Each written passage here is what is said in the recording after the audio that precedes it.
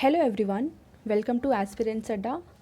चलिए 17 जुलाई 2021 के the Hindu editorial को एनालाइज करते हैं। आज हम 3 आर्टिकल्स डिस्कस करने वाले हैं।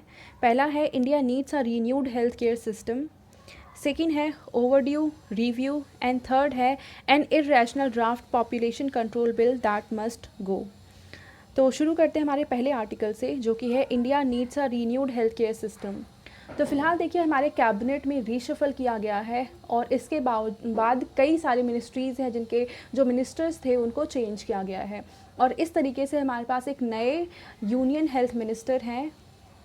और इस आर्टिकल के राइटर का कहना ये है कि इस मिनिस्टरशिप में जो भी चेंजेस हुए हैं इसके बाद जो हमारी फ़ाइट है कोविड-19 से, उससे रिलेटेड चीज़ें इम्प्रूव की जानी चाहिए। यानी जो हमने प्रॉब्लम्स, जो कमियां रह गई हैं हमारे पहले, उन चीज़ों से लेसन लेना चाहिए और अब कोविड-19 की जो फ़ाइट है उसको बहुत ज़्यादा अच्छे तरीके से किया जाना चाहिए, स्ट्रेंथन किया जाना चाहिए और इस फाइट को इफ़ेक्टिव बनाया जाना चाहिए। इससे ना केवल हम कोविड-19 को इफ़ेक्टिव वे में फ़ाइट कर पाएंगे, बल्कि इसके जो इफ़ेक्ट हैं वो दूसरे सेक्टर्स पे भी बहुत अच्छे से फैलेंगे और उन पे भी इनका इफ़ेक्ट देखा जा सकता है। अब यहाँ पे देखो, इन्होंने 2 स्टेट्स का कंपैरिजन किया है। एक स्टेट है केरला और दूसरा स्टेट है महाराष्ट्र। ठीक है, तो अब यहाँ पे देखो ये कंपैरिजन क्या किया गया है, क्या कहा जा रहा है यहाँ पे कि जो अगर हम महाराष्ट्र की बात करें और यहाँ पे केरला की बात करें तो दोनों की अगर जीडीपी की बात करें तो ऑलमोस्ट सिमिलर हैं। यानी कि इकोनॉमिक सिचुएशन दोनों ही स्टेट्स की काफ़ी हद तक सिमिलर हैं। पर अगर हम कोविड-19 की बात करें तो यहाँ पे जो डेथ रेट है, फर्टेलिटी रेट है कोविड-19 की वजह से, केरला में वो 0.48% है। वहीं अगर हम महाराष्ट्र की बात करें तो ये रेट 2.04% है। अब यहाँ पे इकोनॉमिक सिचुएशन सेम होने के बावजूद ये जो फर्टेलिटी रेट है महाराष्ट्र में केरला के कंपैरिजन में काफ़ी ज़्यादा है। अब यहाँ पे ये क्या बताया जा रहा है कि इतना ह्यूज जो डिफरेंस आया है वो क्यों हुआ है। ये जो डिफरेंस है वो इसलिए है क्योंकि केरला का पब्लिक हेल्थ सिस्टम काफ़ी ज़्यादा स्ट्रेंथन्ड है, मजबूत है। वहीं अगर हम महाराष्ट्र की बात करें तो यहाँ का पब्लिक हेल्थ सिस्टम काफ़ी ज़्यादा बेकार कंडीशन में है, इतना ज़्यादा अच्छा नहीं है। हालांकि महाराष्ट्र की बात करें तो यहाँ पे प्राइवेट सेक्टर काफ़ी ज़्यादा डोमिनेंट है, प्राइवेट सेक्टर्स काफ़ी अच्छे हैं यहाँ पे, पर क्योंकि पब्लिक हेल्थ सिस्टम काफ़ी वीक है और इस वजह से जो इसका इफ़ेक्ट है वो देखा गया है कि यहाँ पे कोविड-19 की जो फाइट है वो उतनी इफ़ेक्टिव वे में नहीं लड़ी जा पा रही है और केसेस भी महाराष्ट्र में काफ़ी ज़्यादा राइज हो रहे हैं और फर्टेलिटी रेट भी महाराष्ट्र में काफ़ी ज़्यादा है। तो यहाँ पे राइटर का स्टैंड ये है कि अगर हम पब्लिक हेल्थ सिस्टम को नेग्लेक्ट करते हैं तो इसका मतलब हम यहाँ पे अपनी लाइफ को लॉस के चांसेस जो है कहीं ना कहीं बढ़ा रहे हैं। मतलब जो हमारा ह्यूमन रिसोर्स है उसको हम डेंजर में डाल रहे हैं, क्योंकि इनको हम प्राइवेट सेक्टर के हाथों में नहीं छोड़ सकते हैं। पब्लिक सेक्टर को स्ट्रेंथन किया जाना बहुत ज़्यादा ज़रूरी है, क्योंकि किसी भी स्टेट में या किसी भी कंट्री में अगर हम देखें तो बहुत ज़्यादा पॉपुलेशन है जो कि पुअर सेक्शन है या फिर मिडिल क्लास फैमिली की पॉपुलेशन है। और ऐसे में अगर हम इन्हें छोड़ देते हैं प्राइवेट सेक्टर के हाथों में तो बहुत ज़्यादा चांसेस ये हो जाएंगे कि इनके हाथों से हेल्थ केयर जो सर्विसेज है, मतलब ये अफोर्ड ही नहीं कर पाएंगे और अफोर्ड ना होने की वजह से इनकी जो डेथ रेट है पुअर सेक्शंस में एंड मिडिल क्लास फैमिली में वो काफ़ी ज़्यादा इन्हांस हो जाएगी। और अगर हम कोविड-19 की बात करें तो हम यहाँ पे देख ही रहे हैं कि जो चार्जेस हैं प्राइवेट हॉस्पिटल में कोविड-19 की क्योर के लिए वो पर डे काफ़ी ज़्यादा कॉस्ट है और इसको मिडिल क्लास फैमिली अफोर्ड नहीं कर सकती है, पुअर सेक्शन नहीं अफोर्ड कर सकते हैं। तो इसलिए पब्लिक सेक्टर का स्ट्रेंथन किया जाना और मजबूत होना बहुत ज़्यादा ज़रूरी है। अब यहाँ पे देखो एक प्रोग्राम की बात की जा रही है जो कि है नेशनल हेल्थ मिशन। इसके तहत बताया जा रहा है कि 2017-18 से ही जो इसमें एलोकेशन है नेशनल हेल्थ मिशन में वो कंटिन्यूसली डिक्लाइन हुआ है और इस वजह से जो सपोर्ट स्टेट्स को मिलना चाहिए था वो नहीं मिल पाया है, चाहे वो इम्यूनाइजेशन प्रोग्राम है।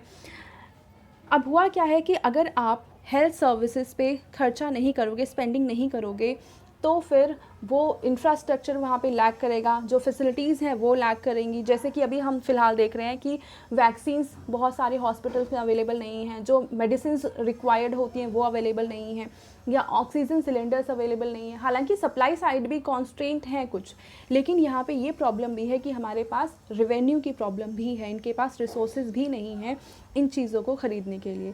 तो ऐसे में जो ये मिशंस हैं, इनमें जो बजटरी एलोकेशन है वो ज़्यादा बढ़ाया जाना चाहिए, अगर हम चाहते हैं कि हम अपने हेल्थ सर्विसेज को और हेल्थ इंफ्रास्ट्रक्चर को स्ट्रेंथन करना चाहते हैं।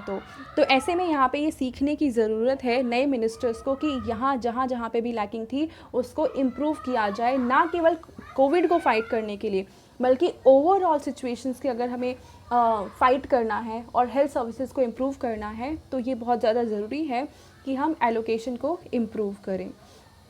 इसके बाद यहाँ पे एक स्कीम की और बात की जा रही है, एक मिशन की बात की जा रही है, जो कि है नेशनल अर्बन हेल्थ मिशन।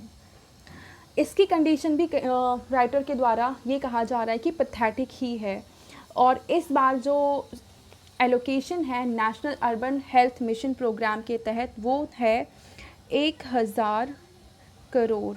अगर इसको हम डिवाइड करें हर पर्सन में तो फाइनली रिज़ल्ट ये निकलता है कि 2 रुपये का एलोकेशन हो रहा है पर मंथ पर पर्सन। जो अर्बन एरियाज़ में जो लोग रह रहे हैं उन पे हर महीने सिर्फ और सिर्फ 2 रुपये खर्च किए जा रहे हैं इस फैसिलिटी के तहत, जो कि है नेशनल अर्बन हेल्थ मिशन। इसके तहत लोगों पे सिर्फ और सिर्फ 2 रुपये खर्च किए जा रहे हैं। तो इसका अमाउंट भी इंक्रीज़ करने की बहुत ज़्यादा ज़रूरत है, जिससे कि जो हमारा नेशनल हेल्थ पॉलिसी टारगेट है उसको हम अचीव कर सकें। और उसको अचीव करना चाहते हैं तो हमारे इस अमाउंट को बढ़ाकर 1.6 लाख करोड़ का किया जाना यहाँ पे ज़रूरत है, वरना फिर हम अपनी जो पॉलिसी टारगेट है उसको अचीव नहीं कर पाएंगे। अब यहाँ अगर हम बात करें प्राइवेट सेक्टर की, तो प्राइवेट सेक्टर हैं किसी भी स्टेट में ज़रूरी हैं, वो प्राइवेट सेक्टर भी ज़रूरी हैं, क्योंकि किसी भी जगह पे पब्लिक एंड जो प्राइवेट सेक्टर्स हैं वो मिलकर काम को करते हैं और दोनों एक दूसरे को कहीं ना कहीं हेल्प ही प्रोवाइड करते हैं, कोऑपरेट ही करते हैं लोगों तक सर्विसेज प्रोवाइड करने में। जहाँ पे पब्लिक सेक्टर्स नहीं पहुँच पा रहे हैं वहाँ पे प्राइवेट सेक्टर भी अपनी फैसिलिटीज़ प्रोवाइड करते हैं। पर ज़रूरत यहाँ पे ये है कि इनके रेट्स को रेगुलेट किया जाए। ऐसा नहीं है कि उन्हें छोड़ दिया जाए कि वो मनमाने तरीके से जितना चाहे उतना ज़्यादा रेट चार्ज कर सकते हैं। साथ ही साथ यहाँ पे जो स्टैंडर्ड सर्विसेज हैं वो फिक्स की जानी यहाँ पे बहुत ज़्यादा ज़रूरी है। मतलब ओवरऑल मिलाकर प्राइवेट सेक्टर पे एक रेगुलेशन लगाया जाना बहुत ज़्यादा ज़रूरी है। इससे जो बहुत बड़े बड़े अमाउंट में बिल जनरेट होते हैं प्राइवेट हॉस्पिटल में, उसमें कहीं ना कहीं लगाम लगाया जा सकता है और इन सर्विसेज को अफोर्डेबल बनाया जा सकता है कुछ हद तक मिडिल क्लास फैमिलीज़ के लिए भी। रजिस्ट्रेशन एंड रेगुलेशन एक्ट, इसके तहत सेंट्रल गवर्नमेंट ने कोई नेसेसरी स्टेप्स नहीं लिए हैं, ना ही इसको प्रमोट करने की कोशिश किए हैं, और इसको पास किया गया था 2010 में। और अभी की बात करें तो ये 11 स्टेट्स में एप्लीकेबल है, उसके बावजूद इसको इफेक्टिव वे में इम्प्लीमेंट नहीं किया गया है किसी भी स्टेट में, और ना ही सेंट्रल गवर्नमेंट के द्वारा यहाँ पे कोई स्टेप लिया गया है। अभी इस पैंडेमिक की फाइट में कुछ स्टेट्स ने रेगुलेशंस लगाए हैं, और वो रेगुलेशन ये लगाए हैं कि डिज़ास्टर रिलेटेड जो प्रोविजंस थे उसके तहत उन्होंने ये कहा है कि कोविड-19 का जो ट्रीटमेंट है प्राइवेट हॉस्पिटल्स में उसमें एक कैप होनी चाहिए, वो मनमाने तरीके से चार्जेस नहीं कर सकते हैं, रेट नहीं लगा सकते हैं। ठीक है, तो इसका मतलब इस रेगुलेशन ये जो एक्ट है इसका फ़िलहाल कोई यूज़ नहीं किया गया है, ना ही स्टेट के द्वारा ना ही सेंट्रल गवर्नमेंट के द्वारा, और ये किया जाना बहुत ज़्यादा ज़रूरी है अगर हम चाहते हैं हम अपनी हेल्थ सर्विसेज को स्ट्रेंथन कर सकें। तो comprehensive regulation of private health care in public interest now must be a critical agenda for the new health minister। तो हमारे जो न्यू हेल्थ मिनिस्टर हैं उनका ये एजेंडा होना चाहिए कि जितने भी प्राइवेट हेल्थ केयर यूनिट्स हैं उनमें कहीं ना कहीं कुछ हद तक रेगुलेशंस लगा सकें, जिससे कि वो अपनी सर्विसेज हर सेक्शंस तक प्रोवाइड कर सकें और मनमाने तरीके से एटलीस्ट चार्जेस ना करें। और साथ ही साथ यहाँ पे देखो नीति आयोग का ना एक डॉक्यूमेंट पब्लिश किया गया था जिसमें जो कि कुछ ऐसा है, इन्वेस्टमेंट अपॉर्चुनिटीज़ इन India's health care system, health care sector. तो यहाँ पे ये हेल्थ केयर सेक्टर में प्राइवेट इन्वेस्टमेंट को एनकरेज करने की बात की जा रही है यहाँ पे। पर राइटर का ये स्टैंड है कि यहाँ पे प्राइवेट सेक्टर को और ज़्यादा इन्वॉल्व करने के बजाय जो हमारा पब्लिक सेक्टर इंफ्रास्ट्रक्चर है उसको इम्प्रूव करना चाहिए, पब्लिक सेक्टर को स्ट्रेंथन किया जाना चाहिए, बजाय इसके कि हम प्राइवेट सेक्टर को और ज़्यादा इन्वॉल्व करें। क्योंकि अगर ऐसा करते हैं तो जो हेल्थ केयर सर्विसेज हैं वो काफ़ी हद तक लोगों जो आम जनता है उसके दायरे से बाहर हो जाएगी, वो उसको अफोर्ड नहीं कर पाएंगे।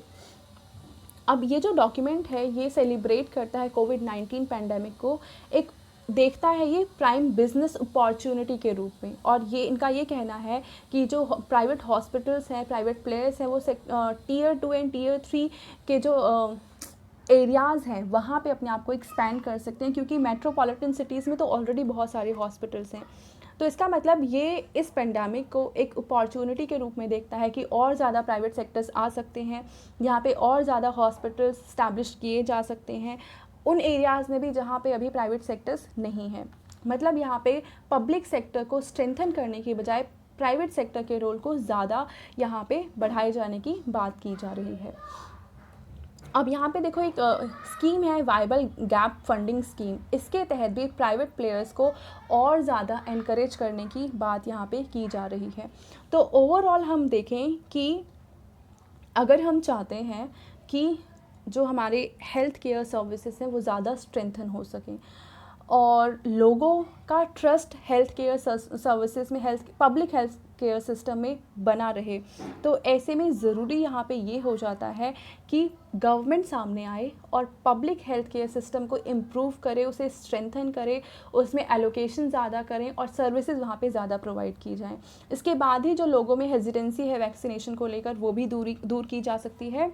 और यहाँ पे जो नए हेल्थ मिनिस्टर हैं उनको ओवरऑल 3 सेक्टर में ज़्यादा इम्प्रूव जो किया जाना है चीज़ें वो 3 सेक्टर में मेनली की जानी है। और ये जो भी हमारा फ़िलहाल कमी रही है उसको इम्प्रूव करने की कोशिश ज़रूर की जानी चाहिए। पहला क्या है, a need for strengthening public health system, यानी पब्लिक हेल्थ सिस्टम को स्ट्रेंथन किया जाना बहुत ज़रूरी है, उसको इम्प्रूव करना ज़रूरी है, तभी लोग उस पर रिलाई कर सकते हैं ना। अगर वो स्ट्रेंथन ही नहीं है, वहाँ पे आप सर्विसेज ही लोगों को प्रोवाइड नहीं कर पा रहे हो, तो लोग उस पर रिलाई कैसे करेंगे? सिंपल सी बात है। सेकेंड है रेगुलेटिंग प्राइवेट हेल्थ केयर, तो जितने भी प्राइवेट हेल्थ केयर हैं उनको बंद करना वायबल नहीं होगा, बट उन पे रेगुलेशन लगाना बहुत ज़रूरी है, जिससे वो मन माने तरीके से कुछ भी चार्ज ना कर सकें, ये कुछ हद तक अफोर्डेबल बने रह सकें।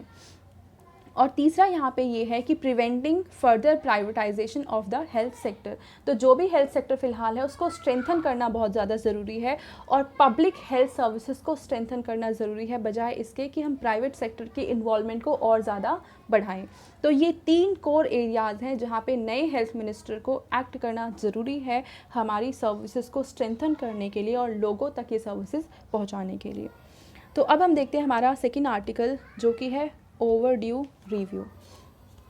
तो देखो यहाँ पे सुप्रीम कोर्ट ने फ़िलहाल क्या कहा है, इंडिकेट किया है कि वो आईपीसी के वो सेक्शंस जो कि सेडिशन से रिलेटेड हैं उनका वो रिव्यू करेगी, ठीक है। तो ऐसे में ये बहुत इम्पॉर्टेंट स्टेप कह सकते हैं, क्योंकि फ़िलहाल हम देख रहे हैं पिछले काफ़ी समय से आईपीसी के अलग अलग प्रोविजंस का यूज़ करके जो कि सेडिशन से रिलेटेड हैं, अपोजिशन की आवाज़ को दबाने की कोशिश की जा रही है, या वो लोग जो कि गवर्नमेंट की पॉलिसीज़ पे उंगलियां उठाते हैं, क्वेश्चन मार्क लगाते हैं, या जो एक्टिविस्ट हैं उनकी आवाज़ को दबाने के लिए इन सारे सेक्शंस का बहुत ज़्यादा यूज़ किया जाता है। तो यहाँ पे सुप्रीम कोर्ट ने क्वेश्चन रेज़ किया है कि अगर ये जो जैसे कि सेक्शन है आईपीसी का 124A जो कि सेडिशन से रिलेटेड है, इसका आज के कंटेक्स्ट में क्या यूज़ है। इंडिया 75 ईयर्स हो चुके हैं इंडिया को आज़ाद हुए और ये एक्ट काफ़ी पहले बनाया गया था, मतलब आज़ादी के भी बहुत पहले बनाया गया था। और उसका उस वक्त एम था कि जो भी नेशनलिस्ट सेंटिमेंट हैं, जो ऐसे लोग हैं जो कि राष्ट्रवादी भावना रखते हैं और इस तरह की बातें करते हैं और नेशनलिज्म की फीलिंग को स्प्रेड कर रहे हैं, उनकी आवाज़ को दबाना था। तो वो तो तब था क्योंकि वो कॉलोनियल इरा था और उनका था कि वो इंडिया पे शासन कर सके, इसलिए वो इस तरह की आवाज़ को दबाना चाह रहे थे। पर आज हमारी कंट्री एक डेमोक्रेटिक कंट्री है, तो उसमें इस तरह के प्रोविजंस का क्या यूज़ है। अब देखो यहाँ पे the issue flagged by the CJI may set the tone for what would be a comprehensive reconsideration of a section that has been frequently and wrongfully used. पिछले कुछ समय में इसको बहुत गलत तरीके से और बहुत ज़्यादा यूज़ किया गया है। किसी पे इन्होंने कहा कि मतलब चाहे वो किसी को क्रिमिनल घोषित कर देते हैं या किसी को ये कह देते हैं कि ये एंटी नेशनलिस्ट फीलिंग स्प्रेड करने की कोशिश कर रहे हैं, ये एंटी नेशनल है, इस तरह के का टैग देकर वो हर उस आवाज़ को दबा देते हैं जो कि गवर्नमेंट के अगेंस्ट रेस की जाती है। और गवर्नमेंट के अगेंस्ट रेस की जाने वाली आवाज़ हमेशा गलत हो ये ज़रूरी नहीं है, चाहे वो ऑपोजिशन है, चाहे वो आम जनता है या फिर और भी लोग हैं। उनका यहाँ पे किसी भी डेमोक्रेसी में आप गवर्नमेंट से क्वेश्चन कर सकते हैं, उनकी पॉलिसीज़ में आपको कुछ कमियां दिखती हैं तो आप उसको पॉइंट आउट कर सकते हैं। तो ऐसे में उन लोगों के ऊपर ये सेडिशन के चार्जेस लगा देना ये गलत है और ऐसा किया जाना बहुत ज़्यादा गलत है और ये डेमोक्रेसी की जो आत्मा है उसको ही एक तरह से मार देने वाली बात होती है। अब देखो, फिलहाल जो राइटर है उनका ये स्टैंड है कि recent cases show that sedition is used for 3 political reasons. 3 political reason से फिलहाल जो पिछले कुछ समय से जो सेडिशन के केसेस हैं वो जो लगाए जा रहे हैं उसके पीछे जो रीज़न है वो 3 मेन रीज़न है। पहला है जितने भी प्रोटेस्ट होते हैं यानी गवर्नमेंट के पॉलिसीज़ के अगेंस्ट जितने भी प्रोटेस्ट होते हैं उनको सप्रेस करना इनका मेन एम होता है इस तरह के चार्जेस को लगाने के पीछे। सेकेंड है to criminalise dissenting opinion from rights defenders, lawyers, activist and journalist. मतलब इनको क्रिमिनलाइज ही कर देना कि ये जो भी लोग इस तरह की आवाज़ उठा रहे हैं वो क्रिमिनल माइंडसेट के हैं और उनके इंटेंशन अच्छे नहीं हैं, वो एंटी नेशनल हैं। थर्ड है to settle political scores sometimes with communal hues. तो यहाँ पे पॉलिटिकल स्कोर्स को सेट करने की भी कोशिश की जाती है इस तरह के प्रोविजंस को इम्पोज करके। तो यहाँ पे ये जो भी चीज़ें की जा रही हैं वो कहीं ना कहीं हमारी पूरी सोसाइटी के लिए, डेमोक्रेसी के लिए और इंडिया के लिए अच्छा नहीं है। अब यहाँ पे देखो एक केस की बात भी की जा रही है कि 1962 में कॉन्स्टिट्यूशनल बेंच को सेटअप किया गया था और उसने इस तरह के जो प्रोविजंस है उसको अपहेल्ड किया था, मतलब सही ठहराया था कि हाँ ये सही है। क्योंकि जितने भी अब इन्होंने कुछ टर्म्स को पे ध्यान दिया ज़्यादा, जैसे कि ब्रिंग इनटू हेटर्ड और कंटेम्प्ट, यानी ऐसा कोई भी पर्सन या ग्रुप जो हेटर्ड फैलाने की कोशिश करता है तो ऐसे पर्सन के अगेंस्ट इस तरह के चार्जेस फ्रेम किए जाने चाहिए। और ये ध्यान दो ये 1962 की बात है, ठीक है। इसके अलावा यहाँ पे एक टर्म और है to create disaffection towards government established by law. तो इस तरह के प्रोविजंस को उस समय देखा गया और इस पर ज़्यादा एम्फसाइज़ किया गया और ये कहा गया कि इस तरह के प्रोविजंस का होना ज़रूरी है क्योंकि फिर ऐसे जितने भी लोग हैं जो एंटी गवर्नमेंट सेंटिमेंट्स फैलाने की कोशिश करते हैं या हेटर्ड फैलाने की कोशिश करते हैं उनको इस तरह के प्रोविजंस के द्वारा सप्रेस किया जा सकता है, उनकी आवाज़ को दबाया जा सकता है। पर तब से लेकर अब तक सिनेरियो बहुत ज़्यादा चेंज हो चुका है, सिचुएशन बहुत ज़्यादा चेंज हो चुकी हैं और अब ये भी देखा गया है कि इन सारे प्रोविजंस का बहुत ज़्यादा मिसयूज़ किया जा रहा है।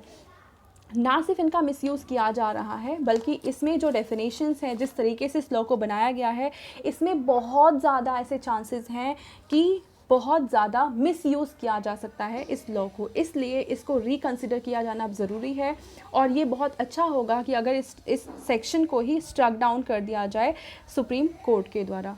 तो ये है राइटर का ओवरऑल स्टैंड यहाँ पे। और इस तरह के जो प्रोविजंस हैं और इस तरह की जो इसको रिकंसिडरेशन पे लाने की जो बात है वो बहुत पहले से ही की जा रही थी। हालांकि अब सुप्रीम कोर्ट ने खुद ने ये स्टेप लिया है और इस पे बातचीत की जा रही है। अब देखो हो सकता है कि इस तरह के सेक्शंस में या तो इसको प्रॉपर डिफ़ाइन किया जाए, कुछ ना कुछ इंस्ट्रक्शन दी जाए गवर्नमेंट को, या सुप्रीम कोर्ट के द्वारा इसको पूरी तरह से इनवैलिड ठहरा दिया जाए, जैसे कि कुछ और दूसरे प्रोविजंस को किया गया है, जैसे कि 66A ऑफ IT एक्ट। तो इस तरह से हो सकता है कि जो सेडिशन के जो जितने भी प्रोविजंस है आईपीसी में जिनका मिसयूज़ बहुत ज़्यादा किया जा रहा है, चाहे वो वेग टर्म्स की वजह से हो, चाहे उनके प्रॉपर डेफिनेशन ना होने की वजह से हो, चाहे उसका मिसयूज़ बहुत ज़्यादा किया जा रहा है या चांसेस हैं किए जाने के, तो इन वजह से हो सकता है इन प्रोविजंस को पूरी तरह से ख़त्म कर दिया जाए, इनवैलिडेट यहाँ पे इनको घोषित कर दिया जाए।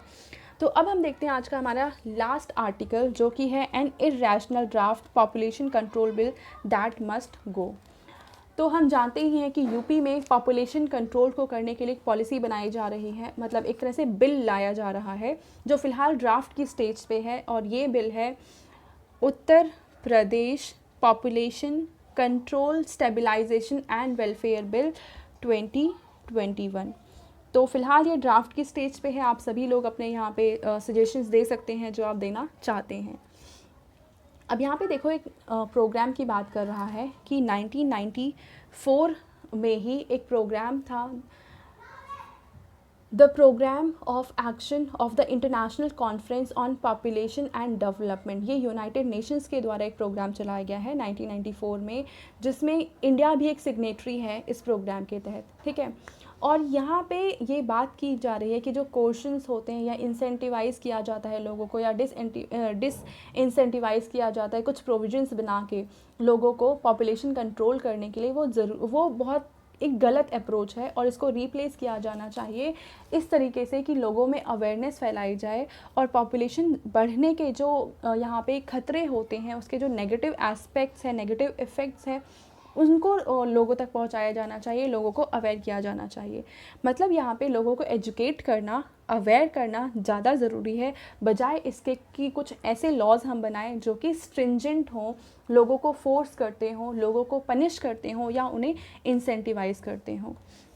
तो ऐसे में बहुत ज़रूरी है कि लोगों पे स्ट्रिक्ट एक्शन लेने के बजाय लोगों में खुद अवेयरनेस फैलाई जाए कि वो क्या करना चाहिए, और वो फिर पॉपुलेशन को कंट्रोल करने का जो तरीका है वो उनका फ्री विल पे बेस्ड होना चाहिए, ना कि कुछ स्ट्रिंजेंट एक्शंस को इम्पोज करके। अब यहाँ पे नेशनल पॉपुलेशन पॉलिसी की बात की जा रही है, जो कि 2000 में ही बनाई गई थी, नेशनल पॉपुलेशन पॉलिसी, जो कि 2000 में ही लाई गई थी।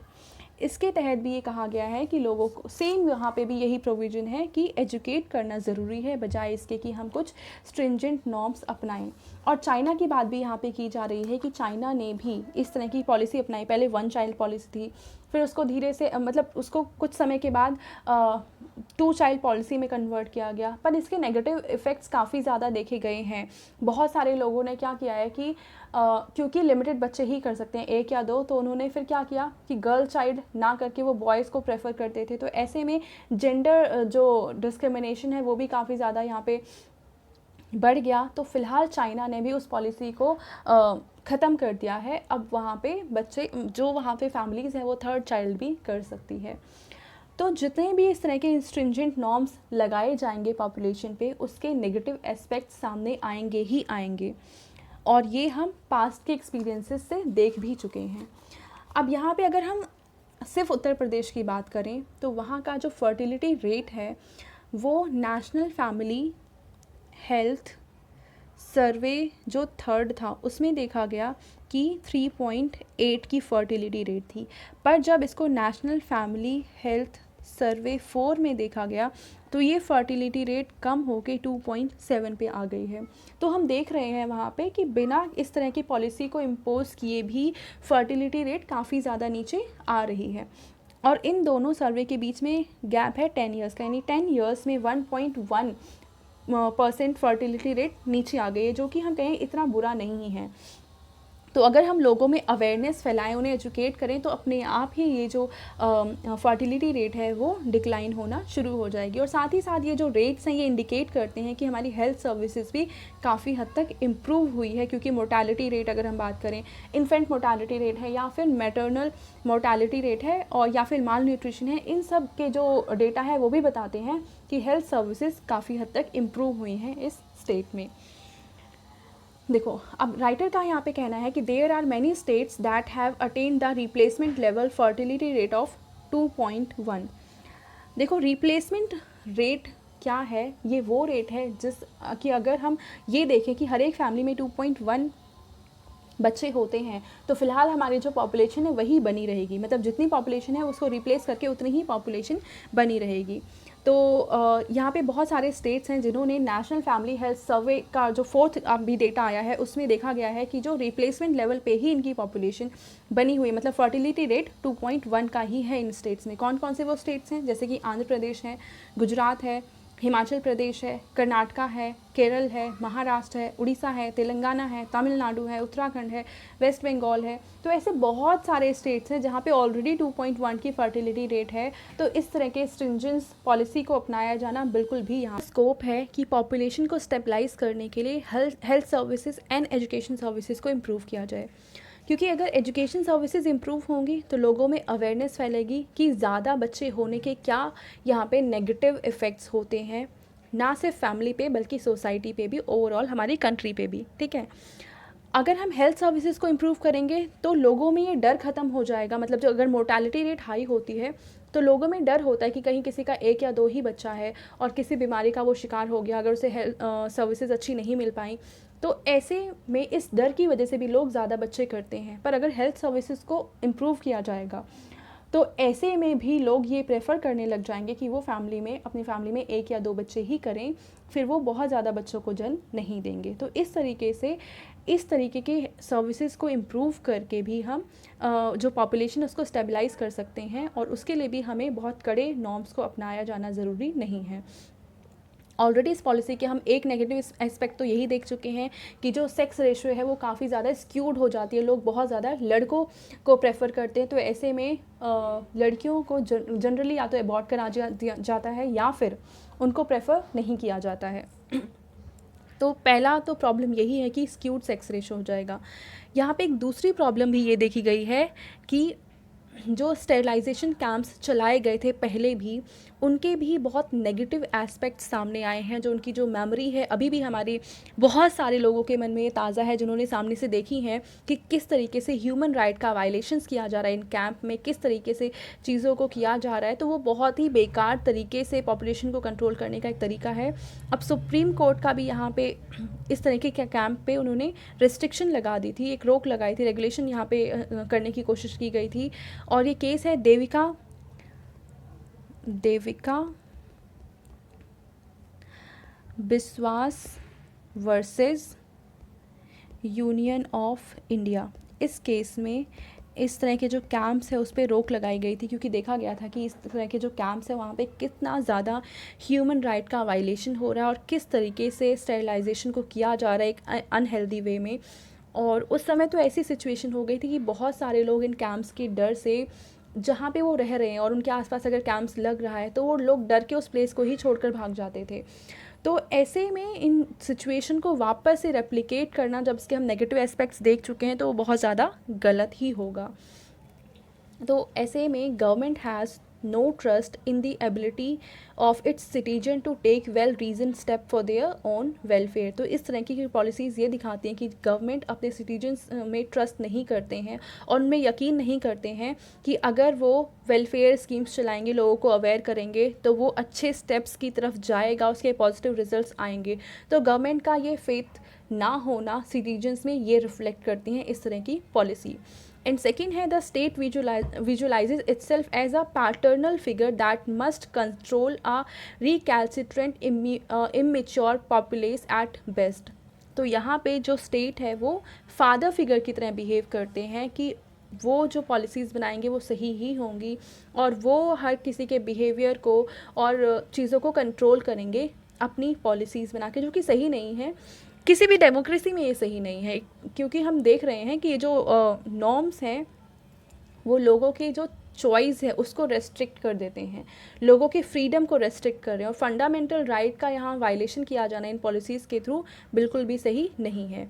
It is easy. तो यहाँ देखो गवर्नमेंट के द्वारा क्या किया जा रहा है कि गवर्नमेंट की जो फेल्ड पॉलिसीज़ हैं कि वो लोगों में अवेयरनेस नहीं फैला पाई हैं, अब तक लोगों को पॉवर्टी के साइकिल से बाहर नहीं निकाल पाई हैं, और उन लोगों में ही ये जो पॉपुलेशन जो बढ़ रहा है या ज़्यादा बच्चे हैं, ये उन लोगों में ही ज़्यादा होते हैं जो कि पुअर बैकग्राउंड से बिलोंग करते हैं, जिनमें अवेयरनेस नहीं है। तो ये दिखाता है कि गवर्नमेंट का कितना यहाँ पे फेलियर है।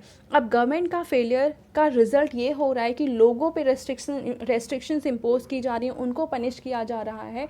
तो ये सही नहीं है। गवर्नमेंट ने जो अपनी गलतियाँ की हैं उसको इम्प्रूव करने की अब यहाँ पे ज़रूरत है कि जो भी गलत नीतियाँ अपनाई गई थी, जो लोगों पे ध्यान नहीं दिया गया था, तो यहाँ पे ज़्यादा ज़रूरत ये है कि वो कमियाँ जो रह गई हैं तब की पॉलिसीज़ में, उसको अब की पॉलिसीज़ में इनकॉर्पोरेट किया जाए और लोगों को पनिश करने की बजाय उनको उनके साथ कोऑपरेट किया जाए, अवेयर किया जाए, जिससे कि इस तरह की पॉलिसीज़ की ज़रूरत ही ना पड़े। और हमने ये भी देखा यहाँ पे कि 2-3 चीज़ें हैं। पहले तो हमने इसके नेगेटिव एस्पेक्ट देखे कि इस पॉलिसी के नेगेटिव एस्पेक्ट बहुत ज़्यादा हैं। दूसरी चीज़, जो हमारी नेशनल पॉपुलेशन पॉलिसी है वो भी इस तरह के स्ट्रिंजेंट नॉर्म्स को अपनाने से रोकती है, उसको मना करती है। और साथ ही साथ जो यूनाइटेड नेशन का स्टैंड है, जो कि इनका एक प्रोग्राम है, programme of action of the International Conference on Population and Development, उसमें भी इस तरह के स्ट्रिंजेंस नॉर्म को अपनाए जाने को मना किया गया है। तो ओवरऑल इस बिल के फ़ायदे ना दिखकर कहीं ना कहीं इसके नेगेटिव एस्पेक्ट्स ही हमारे सामने दिख रहे हैं। पहला राइट का वायलेशन, सेकंड यहाँ पे स्क्यूड सेक्स रेशो हमारे सामने इसका रिजल्ट आ सकता है। फिर इस तरह के जो कैंप्स हैं वो एक नेगेटिव एस्पेक्ट में सामने आ सकते हैं। तो इस तरीके से अभी ये ड्राफ्ट की अवस्था में है ये बिल, पर ये एक्ट ना बन पाए इसके यहाँ पे ऐसा राइटर का स्टैंड है कि इसको बिल नहीं बनना चाहिए और इसको यहीं पे खारिज कर देना चाहिए। So thank you for watching this video. अगर आपको ये वीडियो पसंद आई है तो प्लीज़ इसको लाइक करें, शेयर करें और इस चैनल को सब्सक्राइब करें। Thank you.